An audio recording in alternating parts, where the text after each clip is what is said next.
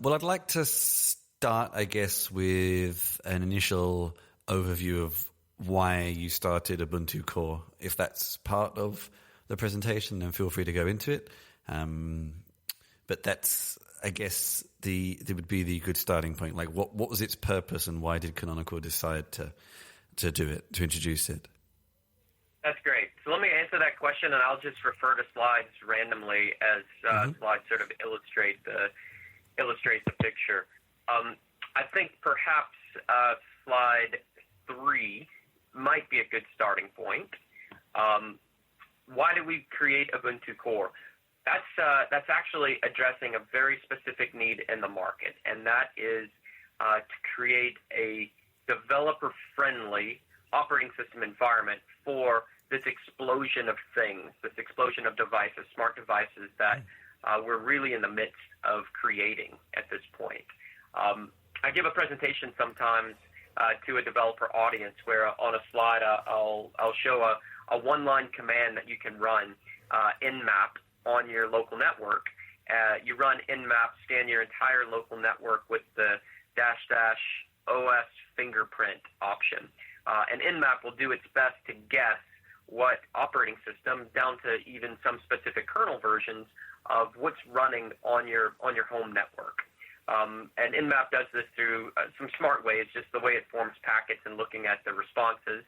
It's got a database of heuristics where it can do a pretty good job of guessing what version of what operating system are on all of these devices around your house. And if you're somewhat security conscious and you run that, I can almost guarantee that the results will both amaze and frighten you. You'll find a ton of devices on your home network that you had no idea were running an operating system, a Linux operating system, and in some cases a very old Linux 2.4, 2.6 operating system that has never been updated. Frankly, it's been, it was built 5, maybe 10 years ago and has never seen an update. So at its very core, the reason we created Ubuntu Core was for security reasons, honestly, to create an operating system that could be updated by a trusted operating systems vendor at scale, en masse, throughout the entire world. But to do so with the developer focus, the balance of usability that Ubuntu developers know and understand and feel and have come to expect. If you've tried to develop an application for an embedded system, something like one of the more traditional embedded OSs, a Wind River, or a Monte Vista or something like that, it's nothing like the Ubuntu developer experience. So here I would say maybe slide 9 is the other slide that's quite pertinent here. Just the way that we put this together. We put it together in a way that the kernel and the OS are themselves minimal and designed for that embedded use case, but applications themselves are built and constructed and developed according to principles that are far more common in the Ubuntu development world. So I think that's the Sure. No. Just so from a kind of business perspective as well. Obviously, the IoT world is a very multifaceted world. There are companies making quality, well-supported products, and there's a lot of companies making cheap rubbish that they release and then forget about. So, from a business decision as well, is this something you will feel is sort of supplemental to your desktop business, or do you actually feel that it's going to be probably bigger than the desktop business? That's a great question. When you said rubbish, are you talking about the hardware or the software or both? Both. That's funny. So I'll answer the latter part of your question, which I think is pretty easy, and then I'd like to go deeper into the first part. The latter part of your question was, is this going to supplement or replace or be bigger or smaller than our desktop business? The opportunity here is tremendous compared to the desktop business. I'm sure if you followed Ubuntu, the story of Ubuntu and Canonical, since its inception in 2004, we really started out as a desktop OS. In 2004, we set out with this mantra to supplant Windows as the primary desktop, to really bring Linux to the fore. And we created something pretty incredible in the Ubuntu desktop, a desktop that definitely caught the developer wins. We definitely have always had the developer wins to our back.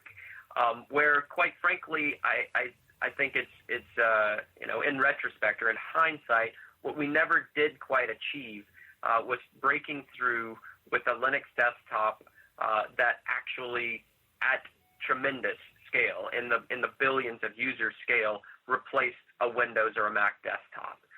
That didn't happen. As much as we would have liked it to happen, and as much as that would have really changed perhaps the landscape of the Linux desktop, it wasn't to be.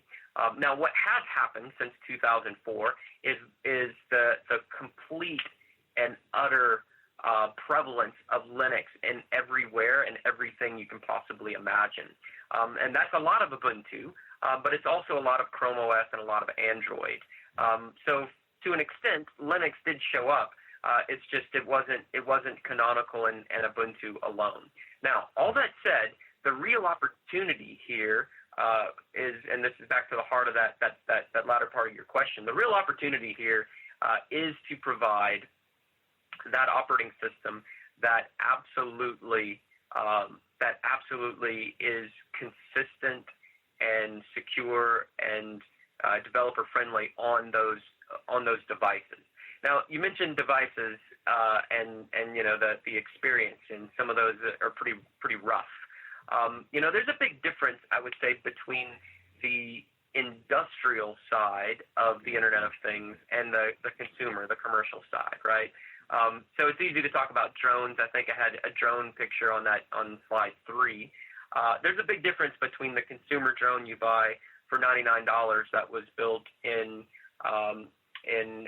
China and the drone that is being used to survey a construction site or deliver pesticides or fertilizer at an industrial scale to an agricultural development. Those are two very different experiences. We're working with vendors on both sides of that spectrum. I would say that I'm quite a bit more optimistic about the commercial opportunity around the industrial devices. And it doesn't matter what sort of IoT thing you're... Yeah, it's a fool's errand trying to convince the kind of small mass manufactured sort of Chinese business IoT devices to do any better, because it's not really their model. That's right. It's a different business model, and you got to focus on there. The focus is on margins as opposed to quality, sure, and scale as opposed. And just shifting quickly to a slight horizontal industry, because you say Linux is everywhere, and one other area that Ubuntu Core is in, although you sort of mention it briefly kind of on the product page, but actually I would imagine it's also a significant part of Ubuntu Core's rollout is in container deployments as well, so not necessarily IoT world. And how much are you pushing towards that instead of, well, I think I'm having a complete and total blank for a second. Alpine, that's the other kind of popular container Linux. So how much do you balance the kind of push into IoT versus the push into container installments as well? Yeah, the great part of this story, Chris, is that the two feed off of one another quite well. The technology is the exact same. It's the same engineering team that's building that immutable, read-only, super secure, minimal OS that's useful for drones and robots and self-driving cars. It's also useful in the cloud. Now, the one thing that we're not going to do is completely replace the Ubuntu experience underneath the hundreds of millions of Ubuntu instances that run in the cloud any given month. That scale is such that we're doing something right with traditional Debian-based devs Ubuntu. Just the traditional Linux operating system where root can do whatever root wants to do inside of that system. That we cannot and will not take that away from a tremendous user and developer base. What we are doing is we're supplementing that traditional Ubuntu with Ubuntu Core as an option in the cloud. And it does make a really nice, I used all of those same adjectives that I'll use again, immutable, secure, read-only, transactionally updated OS that stays underneath the containers, and then you do the interesting work in these sort of disposable, ephemeral containers. Now, you mentioned Alpine here. Alpine is focused very specifically on the OS inside of the container. Yep. What I just talked about up until this point is the OS under the container, where Ubuntu Core is an excellent, call it hypervisor. Okay. Right. You see that? Yeah, I get you. Yep. The other alternatives. I mean, if you wanted to know who the competition is in this space, it's fundamentally Red Hat Atomic and CoreOS Container Linux as a host. Now, inside of the guest, sure, there certainly is some noise around Alpine, which is a Docker acquisition as a minimal OS inside of the container. We've done quite a bit of work to take Ubuntu and trim it down to something that is Alpine size, a minimal Ubuntu image. We continue to reduce the footprint of the Ubuntu that runs inside of the container. Now, it is a little bit bigger than Alpine, but not much. Basically, what we've defined, the minimal Ubuntu inside of the container is the smallest number of binaries required to be able to apt-get install anything else that you might want inside of that container. So it's really just like a very small bootstrap container. Now, users, developers in particular, do like the Ubuntu Docker container or container OS inside of that container, because it's such a consistent experience with what they might be running on bare metal in a virtual machine, perhaps on some of these devices that are running around. And so from that perspective, that consistency is super valuable. We're actually working with a number of customers who are setting up shadow devices in the cloud. It's become a somewhat common practice for especially these super expensive industrial type devices to basically run a copy of that device as a VM or a container in the public cloud or in a private cloud for backup purposes. Sometimes changes are tested in the shadow of the device in the cloud before they're rolled out to the device. It's actually quite a powerful developer methodology to have a copy of that device in the cloud. One more. I've got one more question anyway. We'll see where it goes on Ubuntu Core, and then we'll talk a little bit about snaps. Just in regard to where Ubuntu Core fits into the whole other kind of Ubuntu ecosystem. So I guess two questions on this. One would be how much of, this might be a naive question or a dumb question, I'm not sure, but how much of Ubuntu Core is reliant on Debian? And then equally, is Ubuntu Core quite separate from Ubuntu Desktop, or are you now kind of using Ubuntu Core as the core for desktop as well? That's a really good question. Let me lay it out for you. So Ubuntu itself is dependent on Debian. We source many open source packages, most libraries. The vast majority come in from Debian unmodified. Now, we do make a lot of modifications to certain important packages or libraries. Our tool chain is a bit different. So, there is a distinct Ubuntu-ness of Ubuntu, or else there would be no Ubuntu. There would just be Debian.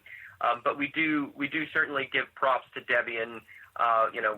We employ a number of Debian developers. We're encouraged to make our changes in both Ubuntu and Debian. I do some development more or less as a hobby these days, but everything that I do in Ubuntu has to go back up to Debian as well. So we definitely depend on Debian. Ubuntu Core depends on Ubuntu. Okay, so I said Ubuntu depends on Debian. Ubuntu Core depends on Ubuntu.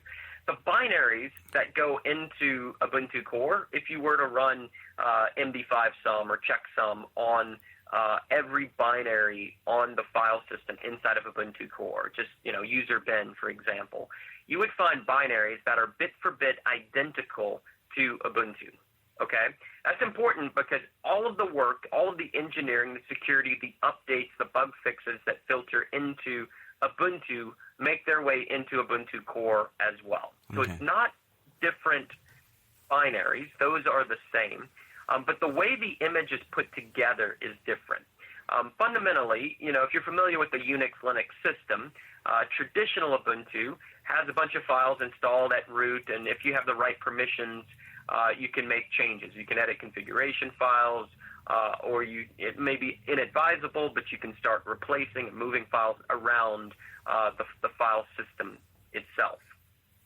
That's quite different in the Ubuntu Core world because the root file system itself is a read-only image. All of your root file system is mounted as a read-only squashfs on top of / the root partition, and that is immutable. You can't modify that if you want it. You would have to replace that entire underlying read-only image.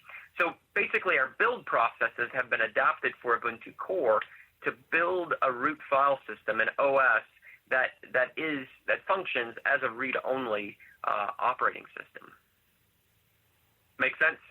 Yeah, sure. I guess in summary, my assumption that Ubuntu Core was at the core of Ubuntu Desktop, it's actually flipped on its head. It's kind of you take the packages from that instead and bring them into Core instead. It's the newer product. That's right. Yeah, I guess the name could throw you for a loop because it's called Core. You might think that's what's at the core, but it's I could go into more detail, but I think you've got your head wrapped around it. Sure. Now, you asked about desktop.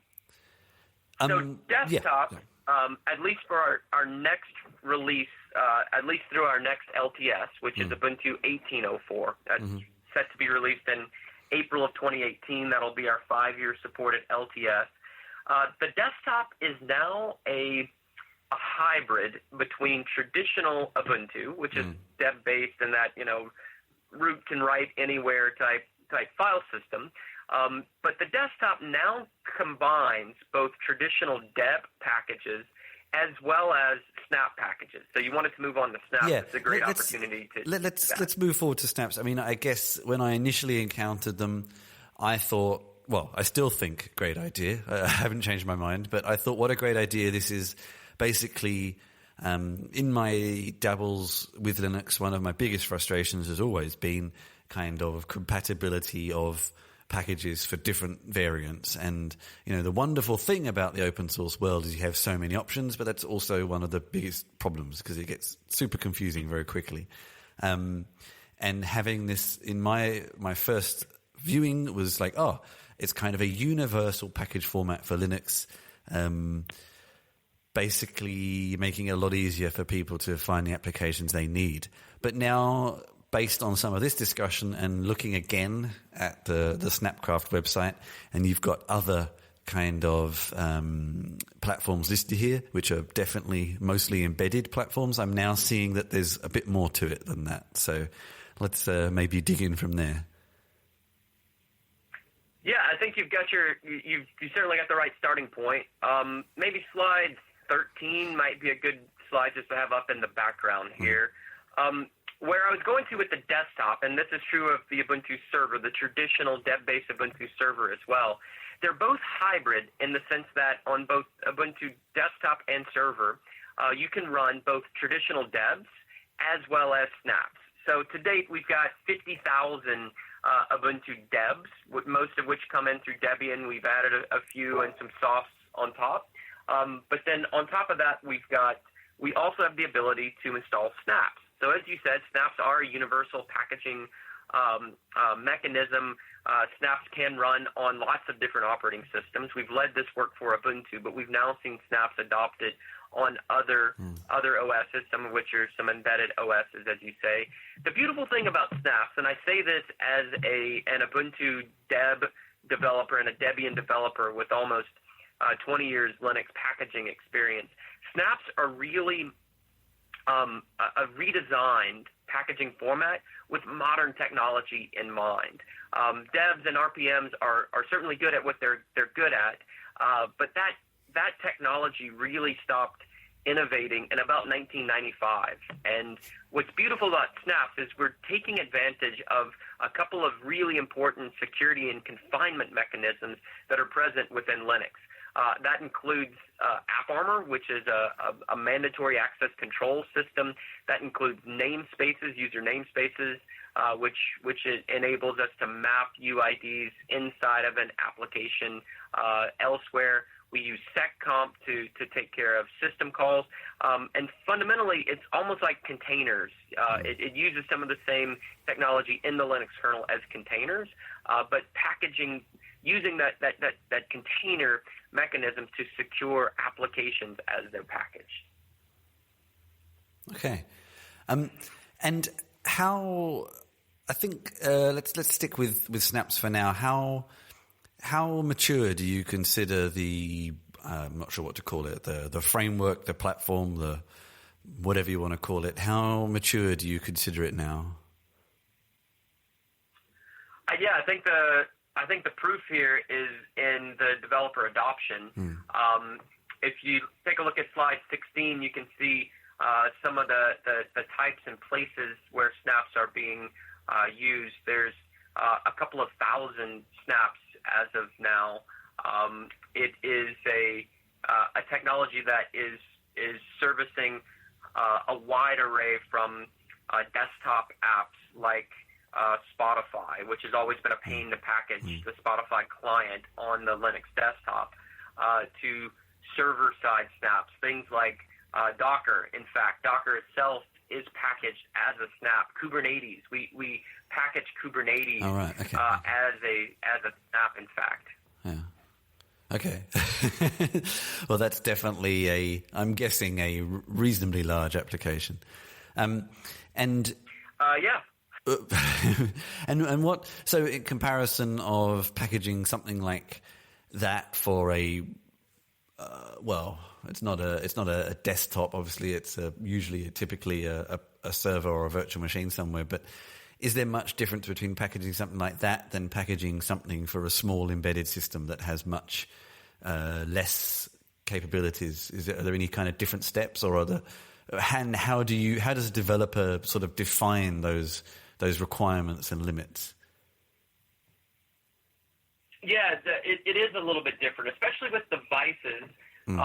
A device snap typically needs access to some hardware, some part of the system, right? So a drone device would need access to the sensors, right? The camera and the altimeter and so forth. And so that snap needs to express through a really elegant framework that we've created. That snap would need to express, these are the permissions that I need enabled in order to do the work I want to do. Okay. Now in the cloud, that's usually not the case, with some exceptions. In fact, some snaps in the cloud need access to the GPU, for instance, right? So inside of Amazon, you've got these big GPU instances with massive NVIDIA GPUs. We actually can package artificial intelligence or machine learning type applications where that snap expresses a need for, hey, I run better when there's a GPU underneath me, right? So if you can give me access to the GPU, I can run 10, 20 times faster, for instance. So some of that actually does come across. Now there are other cloud snaps that don't need any particular hardware access, in which case they're super simple. I've created a number of snaps myself. It's usually a half an hour to an hour long process, and that's coming down from my experience creating devs, which is a day or two. It's typically a day's work to create a good dev. In the snap case, it's more like an hour's work. And I mean, what's the end goal? Are you looking to, at least in Ubuntu, where you have control, to replace apt-get at some point, or will that always be there for some of the more legacy software? I think it will always be there, in as much as some software is just really good at what it does, and it never needs to do anything else. I do see a point where there's a higher level abstraction that does the right thing. We're quite good at that in Ubuntu, right? Where from a UI and a user experience perspective, we're just trying to help users get stuff done or developers get stuff done. I could easily see an abstraction that says install Spotify was the earlier example, or install Firefox. And the Ubuntu system then makes the decision, hey, would this be better to be done as a deb or a snap? Let me just do the right thing and stay out of the user's way. And then a user who has a particular tendency, a user who really wants the snap version of something or the deb version of something, of course can express that they have a personal preference. But I think what you'll see by Ubuntu 18.04 is an elegant abstraction so that that individual users aren't having to make snap versus deb type decisions. The operating system is doing the right thing on their behalf. That's actually a nice point. I mean, I think this is one of the areas where people often struggle with making desktop Linux a good alternative. Is it's a tinkerer's dream. But if that's a bit beyond you, then it can become a bit of a nightmare. And something that can just figure out the best options for users like that is actually a really fantastic idea. So I guess the problem with the open source community is always you hope that all the developers will be on board with it and make it possible, I guess. Well, you can rest assured we'll do our part. We're quite focused on that user experience, that developer experience. Yeah. We're proud of our heritage there, but we don't take it for granted. We work very hard to try and keep pushing that envelope, keep moving that ball forward. But I think we've got a fantastic team with a ton of experience. A lot of success behind us, and where we've made mistakes, we've tried to learn from those mistakes and ensure that we do better next time. Yeah, for sure. And I think you're probably one of the Linux companies that has made mistakes, but has made mistakes because you were trying something new, and that's never you sometimes have to try new things to make mistakes. If you never try anything new, well, you're never going to make mistakes, but you'll never change anything either. So. That's right. So right. It's about taking some risk every once in a while. Sure. On that note, I've got one last question. So, on that note, we've had a nice kind of overview of Core and Snaps, but I guess what is kind of next on their roadmap or other new product roadmaps that ties into this, or that you want to make sure people know about? That's a great question. I think our killer advantage here is going to be the tie-in between the cloud and the devices. So smart devices are rapidly becoming a part of our daily life, and we're seeing massive investment from anywhere from those consumer companies to the industrial and everything in between. Every connected device has to have, by definition, a connection somewhere. It's talking to a service that's running somewhere, most likely in the public cloud, but certainly in other cases, private cloud type connections make more sense. The technical differentiator for the developers, you said this was a developer audience, what we have going for us is that service in the public cloud or in the private cloud is almost certainly running Ubuntu already today. 70% of the instances in Amazon are running Ubuntu. The developers that are writing the back-end services, those REST API endpoints that are receiving the telemetry from the self-driving car or the robot or the drone, that endpoint is almost certainly an Ubuntu endpoint where the developer has chosen Ubuntu to deploy their Python application, their Golang application, or their Django web framework or something like that.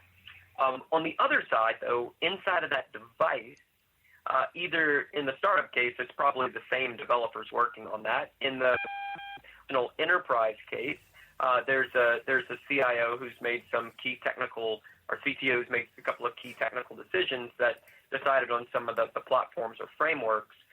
And Ubuntu is extremely well positioned to be a really compatible layer from what's going on inside of the device as well as in the cloud.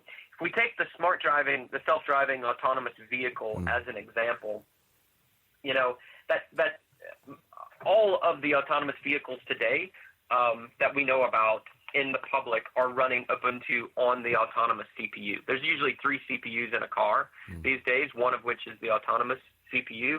That CPU is across the board running Ubuntu. It's either ARM or it's Intel, and in both cases, the smart driving cars are running Ubuntu. Now, those machines in the car have to make real-time decisions without a connection necessarily. Mm-hmm. When there is a connection, it's able to download and retrieve inference models. The models that are running in the cloud on those NVIDIA GPUs are crunching the numbers in the telemetry being sent by millions of units. And then on a daily or weekly basis, each of those Teslas, each of those Ubers or Lyfts or Google cars are downloading an updated model. The connection between the two, the developer experience of Ubuntu on both is really, I think, you were asking for what's next. Tying that experience together even more closely is I think our key focus and driving the heart of our roadmap right now. Okay. Excellent. All right. Thanks very much for everyone's time. I'm going to put something together. Can I ask you a question? Sure. Yeah. Yeah, I'm curious. Any observations here in this space that perhaps we've missed, or a gap that you perceive in what we're doing around Ubuntu? I mean, the thing for me, I sort of hinted at it slightly without wanting to get too blunt about it, was I really like some of the ideas, and often I've tried them and hit problems. And that's been kind of my biggest observation. It's generally in the Linux world, but specifically I was very interested in trying these two technologies, and I tried to sort of get started, and I hit blocks and I hit problems quite quickly. And sort of I don't know. It may be because, I was trying Ubuntu Core on a Raspberry Pi, and I kept getting network connection issues, and then I had to keep reinstalling because it's sort of, it's aimed at an embedded system. So this is just an assumption that people know what they're doing. And then I was trying something with Snaps, but I was trying Ubuntu installed on an old MacBook. So maybe there were some hardware support issues there. I'm not sure. But I don't know. That's kind of been my main thing, is I sort of really want this stuff to be successful, but every time I try it, I hit issues, and it's always a little bit of a shame that there are still a lot of these issues when people are trying so hard to make Linux more accessible. I guess that's my main observation. I don't really have a solution, but yeah. Huh. And I will go and try again. Yeah, I appreciate that feedback. I'm sorry that was your experience. I can certainly follow up with very specific instructions for Ubuntu Core and the Raspberry Pi. Yeah, it is quite straightforward. If you've got an SD card, it's a matter of downloading the image, writing that image, that was and then plugging in the Raspberry. That was the thing that I think, because every time I made a mistake, you have to basically kind of start again. And it took a few periods of trial and error to figure out what the best way to connect was. And I sort of ended up kind of realizing that probably Ethernet was the best network connection, and but you just because if you lose the connection to it, it's somewhat hard to actually control the thing anymore. So you have to kind of keep wiping and starting again. So that was the main frustration. But it's an embedded system device. I'm not expecting it to be quite as straightforward as installing a desktop OS, but I think it's more, just more my time is limited for each thing I want to write about, and then when you hit some blocks, you're like, oh, I'll just come back to this later. So, but I keep wanting to try them, especially with the Snaps thing. That is sort of something I find very appealing. And I will have another go. I don't think I've just found a good getting started tutorial that I don't think was there last time I looked. I'm not sure what was there before, so I'm going to take another look at that one. Are you looking at tutorials.ubuntu.com? This was on Snapcraft. Learn to craft your first snap. Good. Yeah. Excellent. Yeah. So I'll have another go of that one, I think, and try to put like a little bit of tutorial side into this as well. But yeah. Something as well, Chris, that I know that we've been looking at doing is, we can follow up on this separately afterwards, but I know that we were potentially talking about doing kind of a more in-depth tutorial type briefing. So we can chat about that separately over email after this. But that's definitely something I'll go back and try some things and see if I hit any other issues. A lot of the time, it might also be I was trying things in virtual machines and stuff like that. For some proprietary reasons, I am most of the time a dirty Mac user. So sometimes I'm trying things in virtual machines and stuff like that. So which isn't always ideal.